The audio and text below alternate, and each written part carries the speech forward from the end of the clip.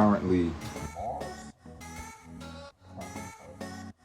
on July 15th, in 1965, the unmanned spacecraft Mariner 4 passed over Mars at an altitude of 6,000 feet and sent back to our beautiful planet the first close-up images of the red planet.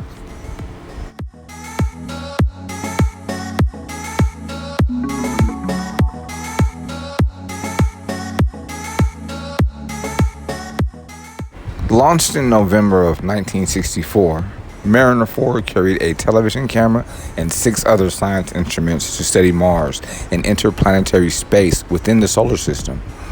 Reaching Mars on July 14th, in 1965, the spacecraft began sending back television images of the planet just after midnight on July 15th. The pictures, nearly 22 in all, revealed a vast, barren wasteland of craters and rust-colored sand, dismissing 19th century suspicions that an advanced civilization might exist on the planet. The canals that American astronomer Percival Lowell spied with his telescope in 1890 proved to be an optical illusion, but ancient natural waterways of some kind did seem to be evident in some regions of the planet.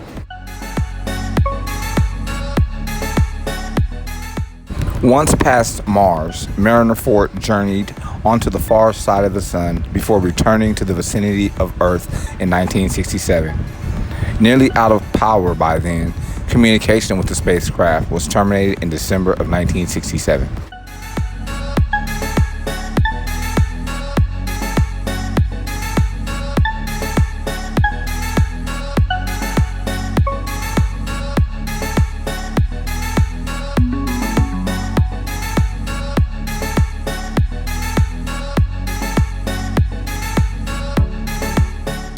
July 15th, in 1988, one of my all-time favorite movies, Die Hard, an action film starring Bruce Willis as wisecracking New York City cop John McClane, opens in theaters across the U.S. A huge box office hit, the film established Bruce Willis as a movie star and spawned multiple sequels. Based on Roderick Thorpe's novel Nothing Lasts Forever, Die Hard follows John McClane as he goes to meet his estranged wife Holly, played by actress Bonnie Bedelia, at her company's holiday party in a Los Angeles office building. When the building is taken over by a band of terrorists led by Hans Gruber, played by Alan Rickman, McClane must single-handedly fight off the bad guys. As played by Willis, McClane was notable as a new type of action hero, funny and flawed. The film, which was directed by John McTiernan, received 4 Oscar nominations for Best Sound, Best Film Editing, Best Visual Effects, and Best Sound Effect Editing.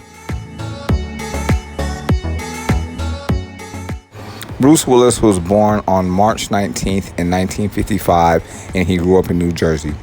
He first rose to fame with the romantic comedy detective drama TV series Moonlighting that ran from 1985 to 1989, in which he played smart aleck private eye David Addison, who ran a detective agency with ex-model Maddie Hayes, played by Sybil Shepherd.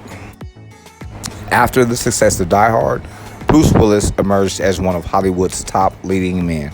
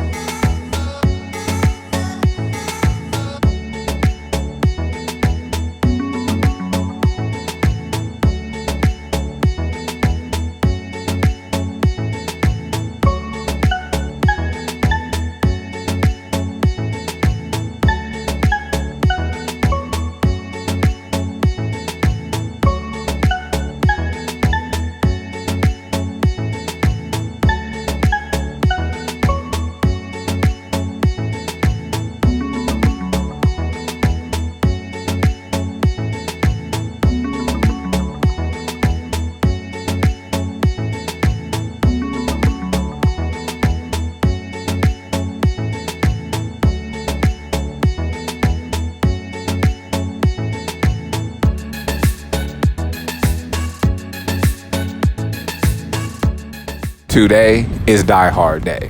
When you're done with your work, grab a snack, find a streaming app or DVD, and enjoy.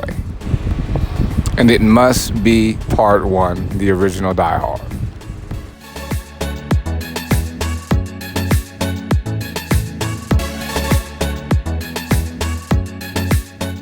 On July 15th in 2006, the San Francisco-based podcasting company Odeo officially releases Twitter.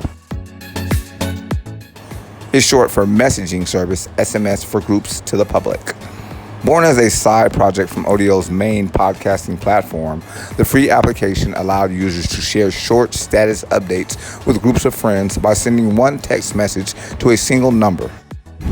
Over the next few years, the simple microblogging service would explode in popularity, becoming one of the world's leading social networking platforms.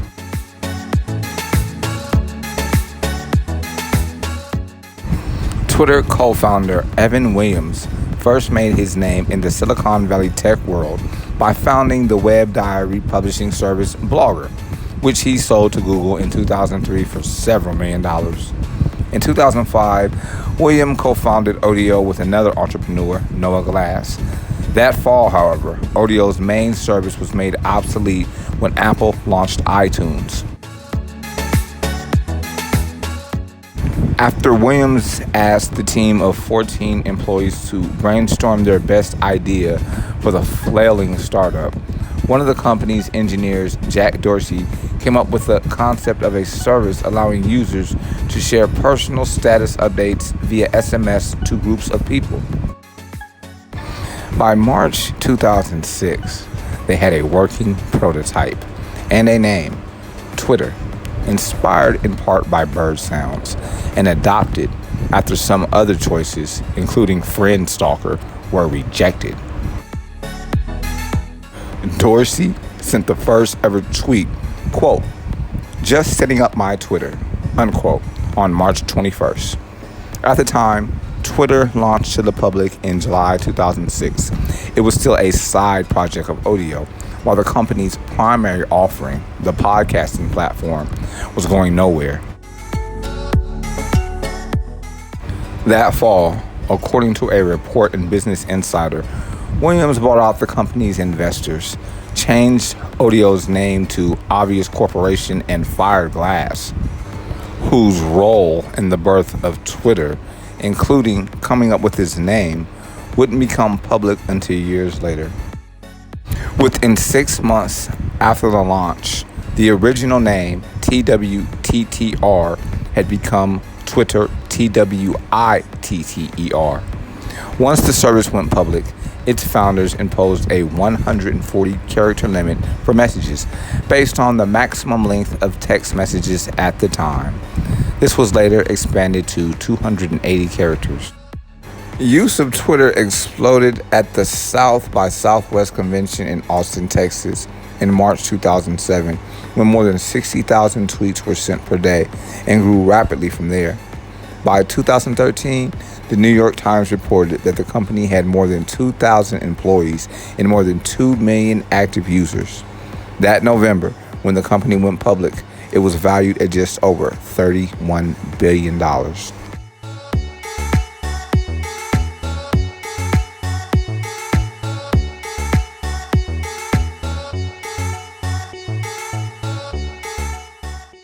Though Twitter's user base is much smaller than that of Facebook's, which has more than 2 billion monthly active users as of 2019, by the way, it has increasingly become a source of breaking news and information, especially for younger users.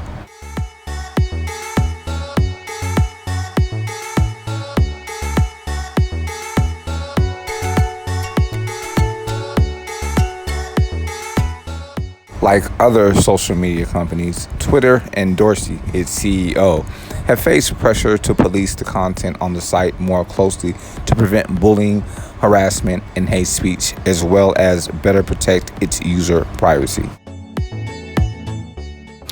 All historical content promulgated on this audio file can be verified on History.com.